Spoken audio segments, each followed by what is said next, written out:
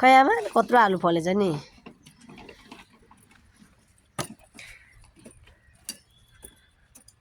यो सबै माटो हुट्याएर मोलेर फेरि राख्नुपर्छ केटा आज अब यो काम चाहिँ गर्ने भनेर आलु खनेको मैले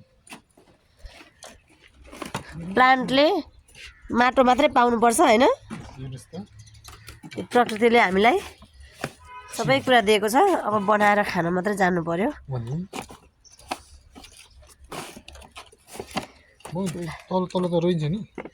तल रोपेछ माथि माथि भ्यासेर आलुको जरा धेरै मुनिसम्म जाँदैन नि त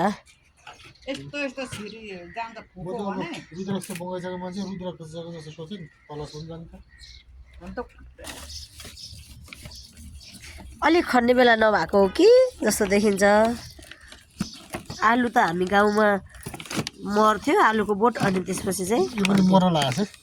यो पनि मर्छ भोलिदेखि मर्न सुरु गरे भएकोले आलु काट्यो आजै मारिदिएको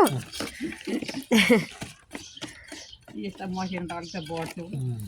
आलु हेर त पुरै राम्रो छैन हौ मम्मीले त के गर्नु गर्छ म यो निकाल्दै हुन्छ हाम्रो मम्मीले 80 years old 81 नगर्नु 81 वर्षको हाम्रो आमाले चाहिँ फलाएर हामीलाई अहिलेसम्म सागसब्जी खुवाउँदै हुनुहुन्छ ल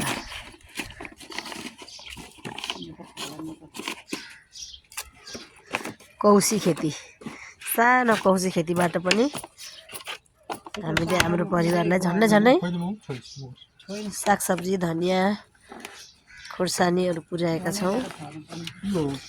यसपालि रोपेको आलु चाहिँ हेर्नुहोस् है गाइस यो छ नि गाइस यो चाहिँ यस्तो खालको आलु चाहिँ